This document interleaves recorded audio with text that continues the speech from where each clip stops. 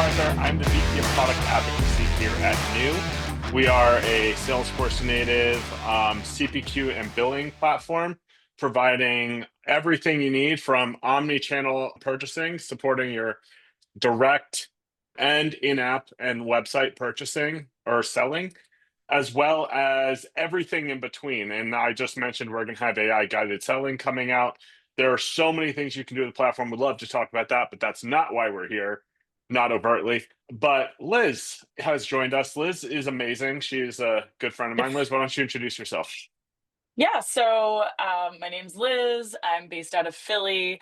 I have a depth of experience in revenue operations, most recently coming from Maxio, which is a financial reporting and billing solution with some CPQ functionality as well. So in the space, but also have been a revenue operator for many, many years and have seen the best and worst of it. So I'm excited to get into it.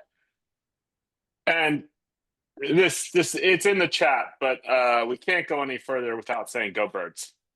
Go birds. Go birds. All right. Um, also not why we're here, but We must be are said. both Eagles fans, so. So starting off today, like our whole goal today is we're going to dig into the ins and outs of purchasing, implementing CPQs, and what kind of where the pains are in all of this, where the pains with legacy systems are, and where we're going. So right now in the world of RevOps is undergoing a major shift where it's gone from this behind the scenes strategic but going deep tactical kind of position into RevOps teams are somewhat in many cases becoming the doers. They're becoming the people who are working with on the marketing side. They're doing everything on top of kind of CPQ implementations, enabling their teams to grow and getting the product, like their product configuration right. It's a lot and it's too much right now. And so, Liz, if you were to say right now, the state of RevOps and thinking in our topic of trying not to over engineer things, where do you see us right now? Yeah, so RevOps is in a really interesting space, as you've mentioned. There's so much to do. It's really kind of like seductive to get pulled into just like putting out fires all day. And with all the opportunities to really take revenue to the next level, take your go-to-market engine to the next level, and especially implementing better new CPQ tools and workflows, or even AI, you really have to have a strong prioritization framework and ability to carve out time to work on longer term initiatives. You need heads down time to like test and experiment, and that's hard to do. You have to learn, how to there's always going to be a dumpster fire that you can go put out somewhere. So I'm curious to hear from you. Like, how do you think about that, and how do you prioritize or balance that time? So for me, I have a three-step prioritization system in my life. When people come to me with problems, like the first stage of it, which is is this affecting the org? If this is affecting broader than one team, one group of people in the org, it's a P0 almost automatically, depending on how bad it is. It's either a P0 or P1. If it's affecting a team, one team, it's like depending on how many people on that team it's affecting, what the impact there is, that gets in your P1, P2, unless it's an absolute stopper for me. And it's like, and then if it's affecting an individual, it's low, depends. It very much depends. But the reality is, I think about that from both a strategic and tactical lens, where it's like, it's not just Yep. problem solving, it's thinking about, okay, what is our RevOps plan for the next year? How are we doing right now? For me, it's I'm building out our sales engineering squad here at New internally. And it's how am I actually doing? What am I doing there? And what are the aspects of this that are great for the entire org? What are the aspects of this that are just really good for this one individual AE? And balancing that out across the entire team, it's really hard. And I think right now RevOps gets pulled in a lot of directions. And the one we're talking about today is, I think it's the trap, which is it's the systems trap, where you go into an org, your team says, hey, you know what we need? CPQ solution. Your VP of sales says, I need shiny new quotes, and sends you a couple of links to like DocuSign and Doc, and what can we do that will tie into these? And all of a sudden you're on the CPQ path implementing. And sometimes you have a choice, sometimes you don't. But at the end of the day, it's the trap, because the moment you start down that path, you're in implementation hell until it's done. And I Yeah. think in the legacy world, that's a real problem. What's your thought when I like Yeah. there, basically? Yeah, of course. And I think I would say that maybe just, hearing you frame it that way, but really CPQ implementations are like the number one kind of reason that happens, because it's such a big undertaking. It touches so many different departments. You have to get Yeah. alignment from so many different stakeholders. It really is just like all encompassing when your team's in it. And it does tie up resources from working on other projects. So it's really important that you choose to implement it at the right time, and you have alignment and understanding across your leadership team of like, this is the only priority right now, because everything else is not going to get done. Yeah. And it's, yeah, to that end, it's anytime you're implementing a CPQ solution, this has impacts on finance. This has impacts, believe it or not, on product, because every time you're doing it, it's how flexible are you going to be in impacting product and pricing. When if they're doing rollouts every single week, you need that flexibility. And for finance, okay, do you need to IPO in less than 5 years? You should probably get your 606 recs in order and get that in process. It's at the end of the day, everything is connected together. And I think CPQ is the one thing that really is holistic. It connects the entire org as one. And I think that's one of the reasons that it's so stressful for a lot of people. So you have a lot of experience with this in particular. What are some of the things you've seen people do that get them kind of into a trap? Oh, this is a good one. Where do I start? I think that you really need to nail the right level of complexity and sophistication of the tooling that you need. Obviously, like, perfection is the enemy of good, and you may have to make some trade-offs. Maybe based on your budget, like, you can only afford a certain tool right now, but you know that you're growing to a certain scale where you're eventually going to have to change. It's smart to think about those resource costs as part of that decision-making process. It may be worth it, depending on your growth goals, to make that upfront investment to get it right, so that you don't have to do this again, because it is a huge investment, especially from a time and just like brain capacity. I think also, if you underscope the requirements and what you need, then you're going to have to, and you may kind of feel like you're stuck, especially if you just finished implementing a new tool. You might be kind of stuck with something that maybe doesn't support the complexity that you need, or doesn't have the flexibility you need. And then you're going to be worried about, like, what kind of duct tape am I going to have to put on this to get it to do what I needed to do in the next 6 to 12 months? Like, you don't want to be there. The last thing that kind of pops up for me is, if you wait too long to implement a solution like a CPQ when you really need one, and you build too much custom architecture, and eventually what becomes tech debt in your CRM, because you're kind of trying to avoid having to implement a CPQ. I'm sure you've seen it, James, like lots of custom objects, which are great and can work really wonderfully when you first build it, but those create a lot of tech debt to pivot if you have to dramatically change your pricing model, launch a new pricing model, or if you don't do a great job of documenting how it works, or you don't have great documentation and the person who built that thing left. You're kind of stuck trying to piece together, how does this thing work and how do I change it, which is not where you want to be when you need to be able to test your pricing model and kind of pivot with what's happening in the industry. Yeah, and I think it aligns very much to the primary blue cloud we all live under in our world, where it's like when you're buying a CPQ, every single operator I know has this moment of, I can do anything in the world. And the reality is, you can, but you shouldn't. At the same Yeah. time, you can't underdevelop for your team's use case, because then your team's just not going to use the system. If Yeah. you go too simple, it's bad. If you go too complex, it's you're wading through a swamp. It actually aligns to something like our very good mutual friend Jenna Gartua has built a gaming company alongside her infinite other things that she does.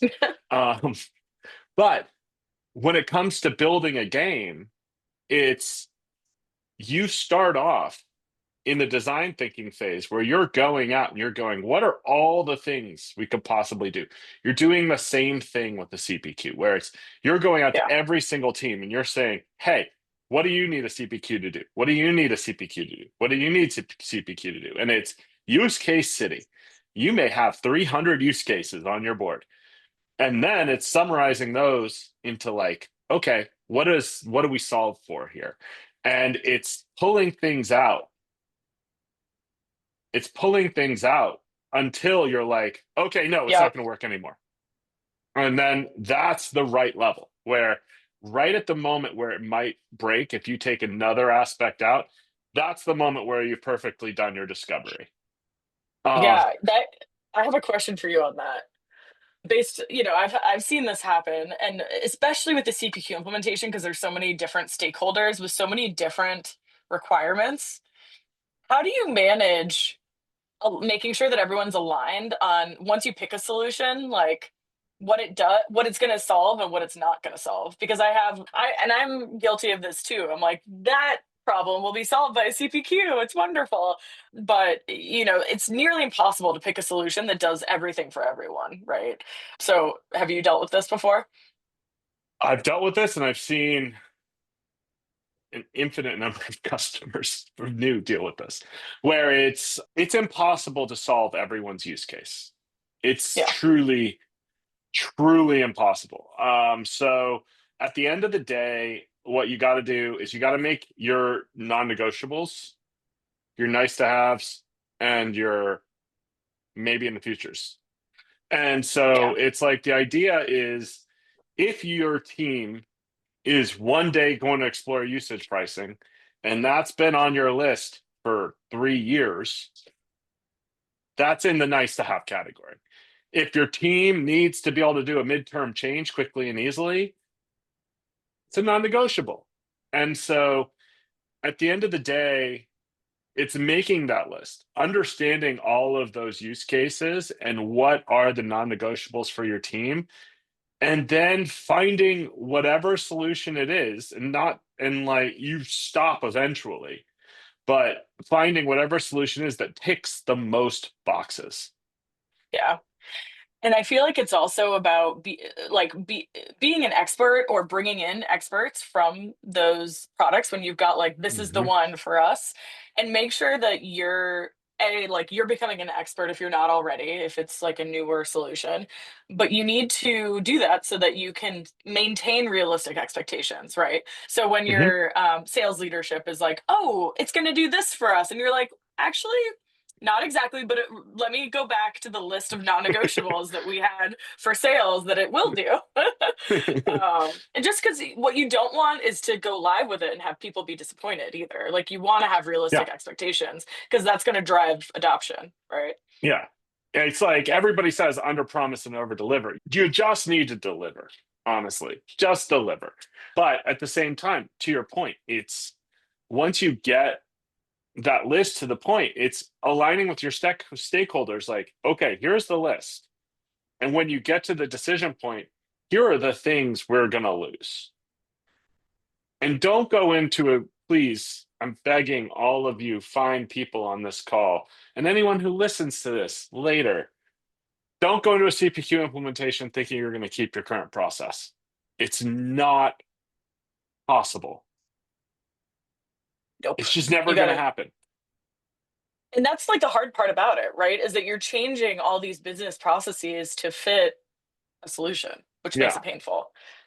Yeah. Because there are no two solutions that work the exact same way. And so your Yeah. team is going to have to change in some meaningful way. And it's I love that comment that we just Yeah, got me in there. too. Like, You want to seek say it? feedback, Yeah. seek feedback, not consensus, 100% of the time. Yeah. So, thinking about all of this, what is another thing? I've got another thing that I think needs to be a non-negotiable in all this. But what is one other thing for you when you're talking about buying CPQs that kind of gives you either the heebie-jeebies or fear, or like you've seen issues in the past? I'm in this era of life where I just want everything to be a lot simpler. And I realized Hmm. that with simplicity, in order to create like an elegant, simple solution, there's actually quite a lot of complexity that happens on the back end, right? Like it needs to be very well designed. It has to be a product that works really well. But I think it needs to be easy to use for, especially given how many different stakeholders are using a CPQ or hands on with it. You know, you've got your sales team, you've got your finance team at a minimum. And we don't have time to do enablement over and over and over again to make sure to teach people how to like jump through all these hoops to be able to create a quote or make an update to it. So that kind of goes to my second point is it should be ideally it's easier to maintain than some of the other, there's a variety, there's a spectrum of solutions out there. Some of them require that you basically have to hire a CPQ expert to maintain it. Some of them are a little bit more agile for a RevOps team to manage. And I think that's really important. I think in this industry, this day and age, everyone needs agility in their pricing and billing models. Yeah, and your last sentence ties into where I'm going, which is involve finance. And you actually gave me 2 points. Involve finance in your decision. They have to be there. Because at the end of the day, if your quotes can't be billed, they're going to be manually hand bombing everything in, at which point you're going to be back at zero again 18 months from now when finance is tired. Don't build something that doesn't fit your proration models from the finance side, because then you're going to walk directly into a brick wall, or B, something that doesn't put products in a way your finance team can invoice. It's just, if it doesn't integrate to NetSuite, they're probably not going to be able to use it as a system. Um, Finally, have the vendor show you your use cases. End of Yes, preach. end of story. All of them. Walk through it. Have them guide you. Make it comprehensive. Give them, if you do a lot of midterm changes, don't go in with the vendor being like, well, we're great at midterm changes. Show it. That's it. It's about flexibility. It's about ease of use. But a lot of these modern solutions, some of them are like DocGen hiding as a CPQ. It's not going to give you the full Hmm. use case. Yeah, and on that, you made an earlier point about getting finance involved. My advice is not only involve finance in the final decision, but I think that finance should be involved from day one. I think that there's different again, we were talking about requirements. I think if finance is not a part of the process from the very beginning, and in fact, like as you're working on this implementation, you should ask for their help, have them involved in the process. This is their tool as much as it's your tool as like an operator. And you want them to have skin in the game. You want them to like influence what is being built and designed so that because they're going to be the ones using it a lot too. Yeah. And so you want them to get what they need out of it, but you also want their insight. Like they're going to have different ways of looking at it than you do. And so they're going to bring a really interesting different perspective to the table. And that's hard to do when you have multiple like key stakeholders. It's like, that's one of the reasons I think CPQ implementations take a long time is like you got to be really strong on stakeholder alignment.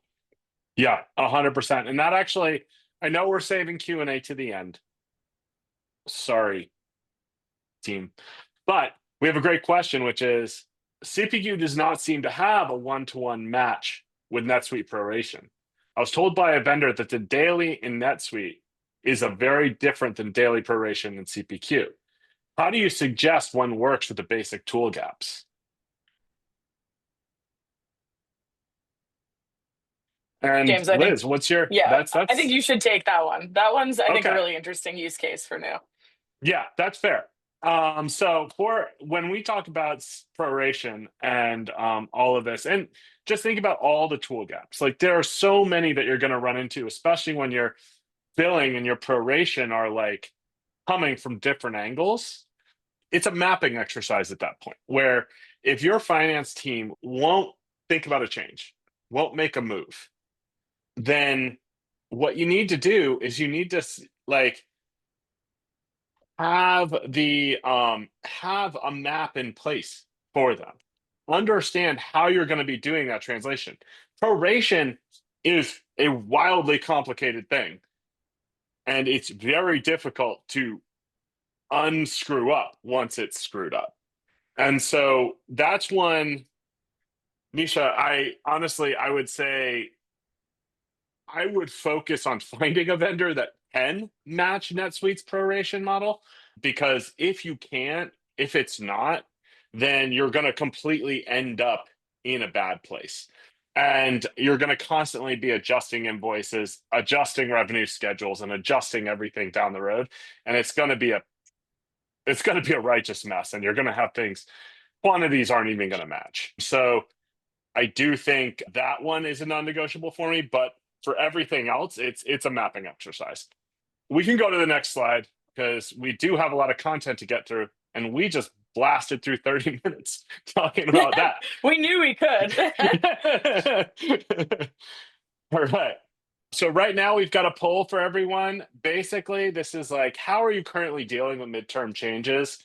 Are you rebuilding the quote every time you need to do it? Are you doing manual edits, billing, data misalignment, going directly to that last question? Is ops stepping in every time something breaks? Is your deal desk looking at you, some big HR as a service companies, rewriting every single quote every time it happens? Is everything partially automated, but not necessarily feeding downstream, i.e., doesn't have a good tie-in to NetSuite? Because remember, NetSuite has single sales order to an invoice, and if you're not mapped to that, it's a challenge. And then is it seamless, or everything going end to end? I'm not allowed to vote, but I'd love to see how you voted. But when you think about midterm changes, Liz, where does that take your head? I've kind of I've seen all of the above, and some of these I'm like looking at these answers, I'm also not allowed to vote, but I'm like, can this be multiple choice? I definitely think that obviously the ideal is seamless changes flow end to end. I think that that's where this space is headed, is like really, really slick and easy workflows. But you can see here, okay, we got the results. Most people don't have seamless flow from end to end. We've got like 12% of voters chose that one. Yes, we need multiple choice. I think that, as someone who manages ops teams and isn't an ops role, like I do feel like ops steps in to help fix things Yeah, most times anyways. But I do think that, we look for patterns. We're really good at pattern matching and looking for like, okay, here are the scenarios where we keep fixing things over and over again. What can we do to better adopt the functionality of the CRM to make sure that it accounts for these use cases so that it's smooth for the end user, instead of getting these like, earlier we were talking about putting out dumpster fires. And one thing that helps you get out of the dumpster fires is fixing the recurring problems that keep, because a lot of the time, like if you have a ticketing system for your RevOps team, a lot of these like smaller tasks tend to be repeated until you yeah. solve the root of the problem. And so I think that there's a great way to do that, but it definitely requires you to take a step back and rethink some of these workflows. Yeah, 100%. And the one thing I will tell everyone forever, and I've been shouting this for years, is build a lucid chart or whatever system you use for visual diagramming. Like Yep. build it end to end. Have a map. Like I was talking about mapping earlier from like the finance angle, but literally build a workflow, show everything end to end, and then be like, okay, how are we doing this? How are we doing this? How are we doing this? Because you're never going to get to this happy end to end path unless you have that. Because it's even with new, which I think is relentlessly easy, there are so many external processes that involve in that where you need to know the implications going downstream. And that's something that we tend to sidestep. We think CPQ is kind of this like box. And when we think about midterm changes, number one thing is if you're having to rebuild quotes and resend for approvals, take a look at the automations you have surrounding this. If you're having to do like a cancel and replace and rebuild, that's really tough. And B, like figure out a way, go find a vendor who actually can and have them show you it and make it easy for yourself. So it's you're never going to get to a point where it's end to end, but perfect, but you are going to get to a point where it's end to end and hopefully easy. Yeah, totally agree with you there. All right, let's go. Let's go. We don't have a ton of time. All right. So how long in average does it take you to update pricing or packaging? A week, a few months, a month plus? I would put a different one here, which would be, we'll call this A minus or A plus, which would be instantly. But Liz, what have you seen for people where like, what is the kind of breadth and where are the systems what are the ways you've seen people make this more difficult for themselves than they had to? It's a good question. I think I'm like coming up with all these alternate responses here too. Like the classic RevOps answer, it depends. It depends how complex the change is. Is it just adjusting the literal cost of the same, products that you have, the SKUs that you have, with the same pricing model? Instantly, I agree. Sometimes, you mentioned earlier, when you were talking about whether things were kind of in scope requirements for an initial CPQ implementation or not. And you mentioned usage based billing, which I think is interesting. And I think the quote is that you said, if it's like someday in the future we're going to do this, like that's not a need to have. Uh, you know, I would say that this hasn't been my recent experience, but I have worked with many different SaaS companies, and sometimes like product and ops don't speak well together, and sometimes product is working on things that you don't even know about that could necessitate a usage-based billing model, for example, on the roadmap. I think if you were to launch a completely new motion like usage-based, it could take a bit longer, especially if you're doing it for the first time.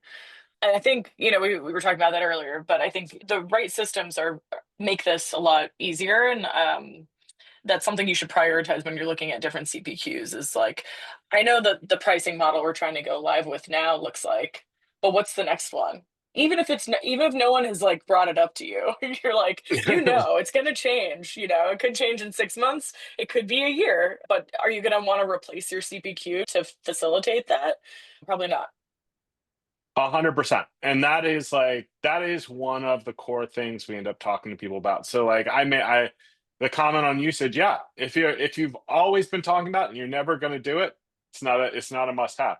But if this is something that you're building into your product and you actually have a repeatable motion, and get a CPQ that can handle it. Because if they can't, you're gonna have to replace it and you're gonna go through that implementation twice. And it's gonna It's be painful. Yeah, and so like going back to this question, it would obviously another option for the poll. It would take a long time to get a new CPQ to change your pricing. So you don't want to do that. Infinite price change. Yeah, it's one of those where it's like there are different kinds of price changes that require consensus. We were talking about consensus with finance earlier, where it's like if finance is sitting there going, hey, every time someone uses that AI product, it costs us 15 cents, you should probably go to a usage model. It's if your sales team is sitting there going, hey, our ACV is going down because we're having to negotiate these deals harder and harder. You go, okay, what are the add-ons we can build? How can we make this work better for us? Or is this a product market fit question, in which case that's not this webinar? We'll let someone else figure that one out. But it's all dependent on how complex the problem is that you're solving from a pricing standpoint. And I would say one other thing, which is, this is kind of, we'll call this E, which is like, how long does it take you to update pricing and packaging, both for your direct sales team and for your website. Because I know a few companies that they can update their pricing and packaging for their direct sales teams in minutes, but then their website takes 6 months. And so I think there is, yeah. But like thinking about this for you, are there any other places where pricing and packaging goes a little awry? Where it goes awry, I think just alignment for new product launches. So if you're launching a new product that for whatever reason, I mean, we kind of touched on this with usage-based billing, but sometimes it's simpler than that. Sometimes it's not an entirely new motion for the business, but it's just a new product. And making sure, when you're launching a new product, there's so many different moving pieces. And you Mhm. definitely don't want pricing to be an afterthought because your sales team is going to be like, this product is awesome. I can't wait to sell it. Where is it in our price book, in our CPQ? How can I, they're eager to sell it, and depending on your methodology with the way that you kind of launch new products, you may be selling it very quickly and need to make sure that you're like aligned and ahead of those decisions. Because I don't know, James, if you have this experience, but sometimes ops gets pulled in like a little late in the planning Mhm. cycle, and then depending again how complex your tooling is and your processes are to make these changes, it may take longer than other outside stakeholders understand Yeah. to add a new product to these systems. So it's ideal to like involve your RevOps team early when you're launching a new product.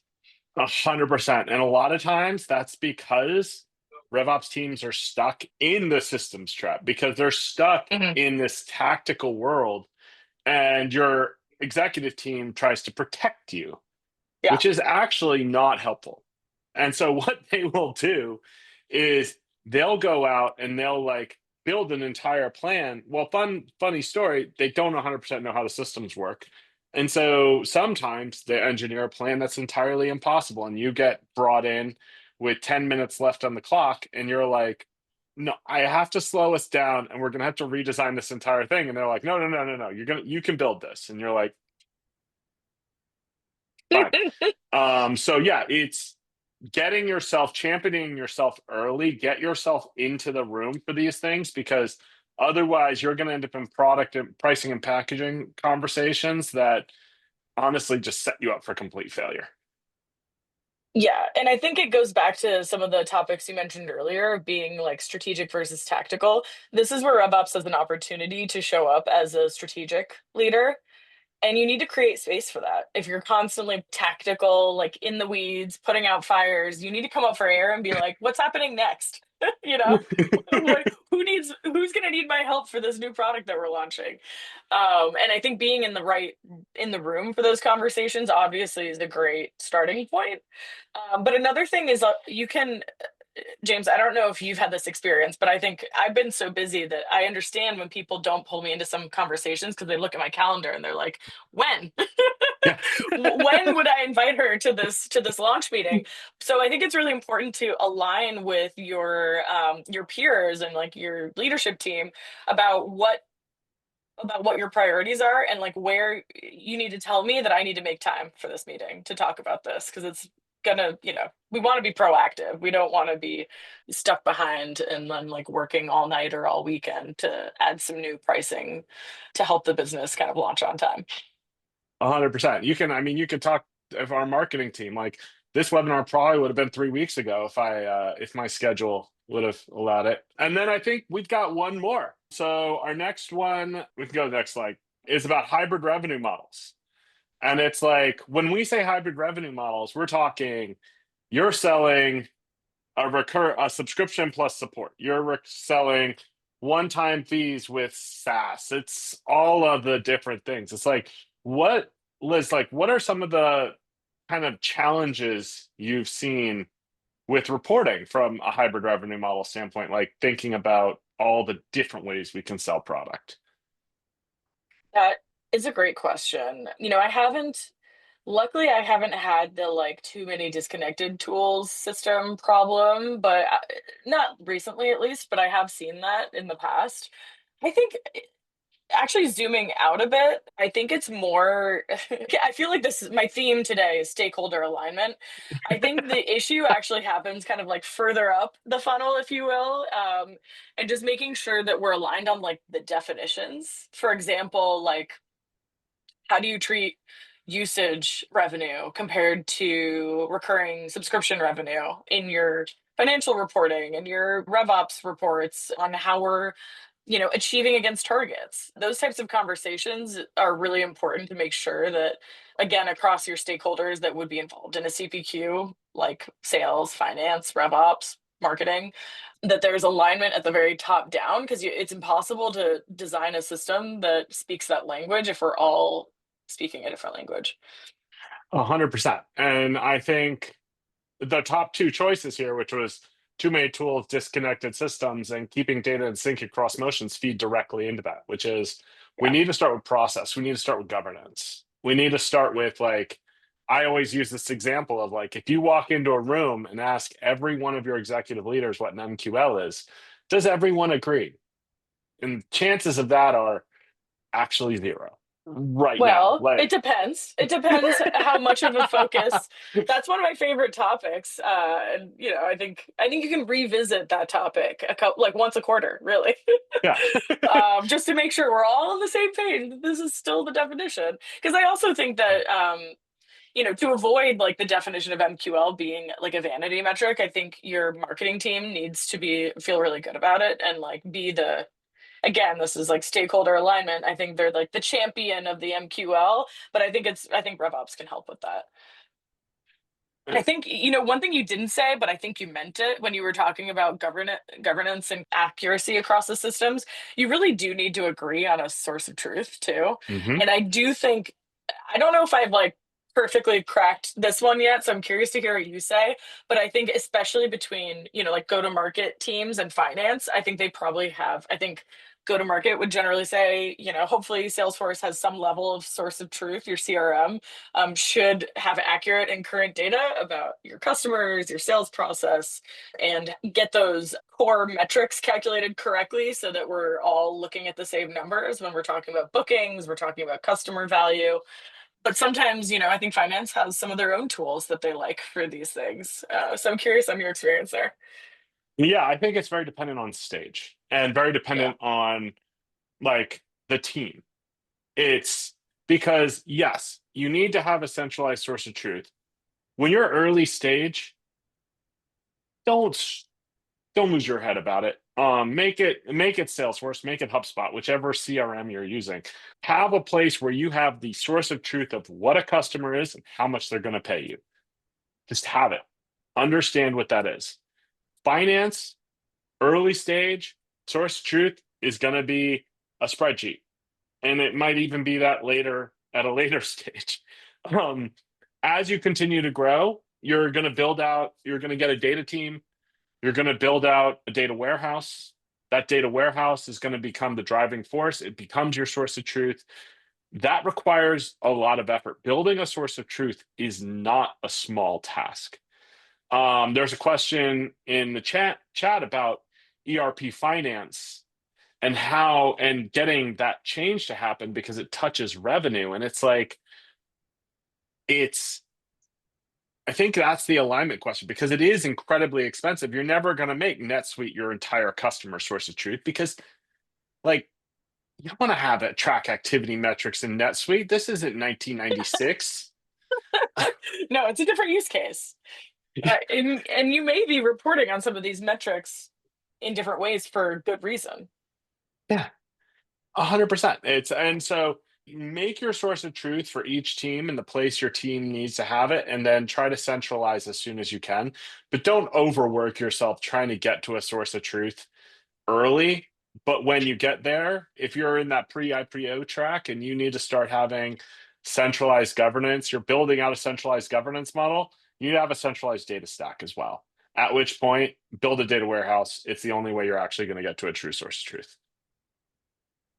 And I know I just committed everyone here to $500,000 spend minimum. So thank you.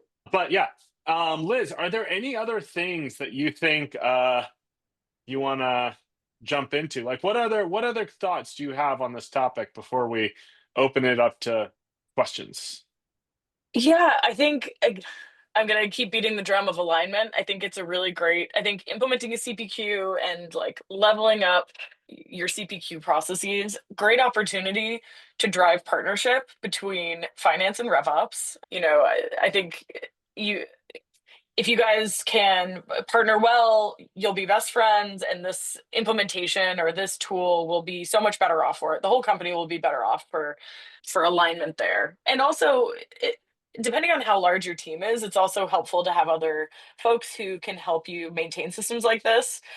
If you have some folks on your finance team that are like a little bit more technical and able to jump in there and help, fix something while you're on PTO, like that's always helpful. And then I think it goes the other way too, depending on, how RevOps and finance work together.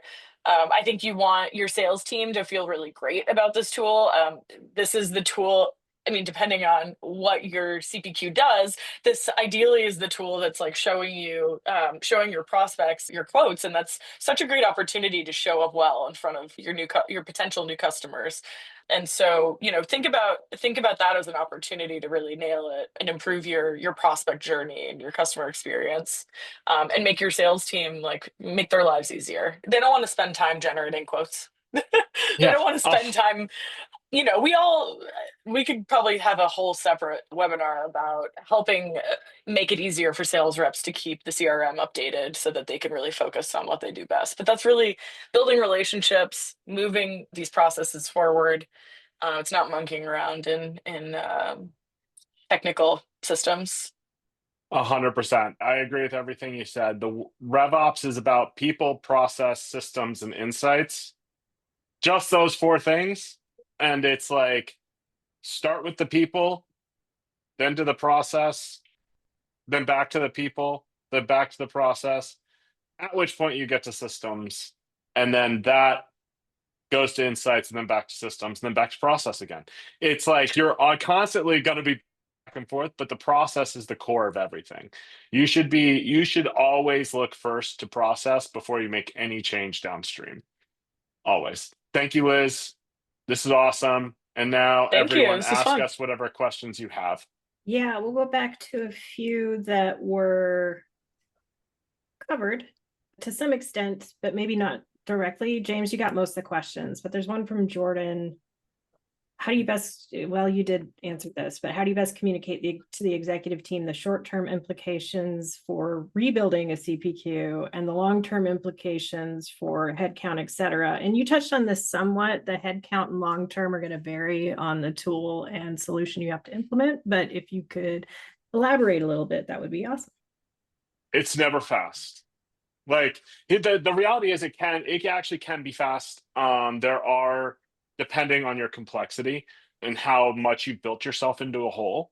If you've got a lot of automations and customization, that takes time to unwind. If your data is not great, it takes time to get that right. It takes time to align your stakeholders. So if you feel like you can start the alignment conversations, get your executives in a room, have a basic conversation about what they need a CPQ to do, watch them all disagree with each other and be like, see, this is going to take a little bit of time. The best way to That's a do good it is, idea. proof is in the pudding, really, because at the end of the day, you're going to be doing all of the people and process stuff before you even get to CPQ. Start there. And so by the time you get to CPQ, you've got yourself buttoned up. You know what changes you're going to make. You know how your finance process is going to change. You know how your team is going to adapt. So then you don't need to go back and be like, hey guys, so we're mid implementation and we need to change these 10 things. If you set yourself up for success, CPQ implementation, believe it or not, it's going to be a breeze. We've had people that go live in about 6 weeks, 6 to 8 weeks, because they were aligned internally, and it was just basically a sprint to the finish. I have something to add there too. I think I saw Jordan's note, and one of the other pieces of that question was like, how do you get the executive alignment for resources to Mhm. implement a CPQ? And I've been in this position before. I know what that feels like, and I think these days, like depending on the size of the company, like you're probably running a rather lean RevOps team. So one thing I would caution is that it may not be wise to tie up your entire RevOps team being the solo kind of implementers of the CPQ. And there's a lot of really great companies out there that are already experts on these tools, have seen it go well and go wrong so many different ways. So don't be shy to, instead of asking for, a new headcount to implement this and then maintain it on an ongoing basis, you may want to think about consulting resources. If this is something that your team has the skill to maintain, if you're selecting a CPQ, oh, I see, it was a leading question. I should have known. If you, Jordan said that they run a consultancy, so that makes sense. But my point is that if you're selecting a CPQ that's easy to maintain for your existing RevOps team, maybe you just need a little extra a little extra support from a third party, consulting firm to help get it off the ground so that RevOps still has bandwidth to do other things, because you got to keep Yeah. the business moving forward. And there's going to be it's really impossible to say that RevOps only has just one priority and we're not going to look at anything else. We're not going to fix anything else, because as you know, like you're going to have a P0 failure from one of your integrations that's not your fault, that you have to go fix, and you can't wait just because you're in the middle of a large implementation. There's a reason I think that most of the revenue operators I know have some variant of diagnosed ADHD, because we're like very good at bouncing between things, very good at Yep. hyper focusing in on one thing, then bouncing out and go to another thing, and then go to another thing. But it's like, yeah, if you're already dying by the time you're starting your CPQ implementation, it's seek help. You need help. It's a good time. We're like the emergency room doctors in the company, where we would be so bored if we just saw the same problem all the time. I'm going to go ahead and share one more slide so people have easy access to the QR code to contact James. But we have a question about thoughts on how the Salesforce RLM is shaking up the CPQ space that I'll let you answer while I'm doing that. That's 3 names ago. No, but no. So I think that the move away from CPQ it's basically taken the market leader and given everyone a moment's pause. Now there are people, it's end of sale, it's not end of life. There's time, you don't have to rush your decision, but it is shaking up things and making people think about moving, because it's a defined moment where Salesforce, we already knew they weren't updating the product, but it's not going to continue to be updated from there. But it is absolutely opening the floodgates when it comes to people looking at other options, whether that's new, Maxio, any of the other options on the market. And what it's meant is that people are now evaluating what it means to be on a legacy CPQ versus a more modern version, one that's built on configuration, not customization. Because the old world where, oh, I need to make a change to my subscription. Wait, hold on. Let me do an Apex trigger to make a change in a cancel and replace function. No, we don't need to do that anymore. The world is better. The world has changed. And like, your reps don't have to leave Salesforce. I see that question about when will new not require Salesforce. I don't have a time frame for you, but it's new is we are Salesforce native. So for the foreseeable future, that is where we are. But it's definitely created a lot of change. It's not the panic that everybody, I think, thinks is out there, but it does require a reevaluation. Liz, what have you seen? I agree with you. I don't think that people should be like jumping really quickly, like it's going to just stop working one day. I do think it's an opportunity to plan your eventual move when it's right for the business. And I think it's not great to implement a CPQ kind of in an emergency state, or like, we didn't even really spend that much time on like changing pricing in the middle of a CPQ implementation. We could do a whole webinar about that too. But I think that it's a good opportunity to look around and see what's out there and think about what kind of use cases your CPQ is going to need to support in the next year or two and start planning that move while you have the luxury of time, before it starts becoming old and obsolete and no longer getting innovation, no longer going through innovation and new features that are helpful. Yeah, doubling down on that, please lock down your pricing before you start a CPQ implementation. Don't change it in the middle of a CPQ implementation. You'll have to re-architect all of your products and pricing. Yeah, it's just lock it in, get it done. That way your subscription import is easier. Because subscription import is the longest part of a CPQ implementation. So just make sure you're doing that correctly. All right, we've got 3 minutes. Final thoughts. Any other questions? I'm curious. Final thoughts. Alignment is the name of the game. And make sure you have time to really scope this out correctly. Do not rush. If it's suddenly a new priority that is high priority and there's a compressed timeline, I would be really thoughtful, and I would want to be really careful about what you commit to and how much time you give it, because it's going to take longer than you think to get your ducks in a row before you kind of jump into a CPQ implementation. So make sure you have alignment, especially with your finance team from the beginning. And yeah, if you really have to change your pricing model, maybe do it before and then implement. Yeah, do the process stuff beforehand. I'm completely aligned with you, Liz. Like, get your ducks in a row before you start. Do the work.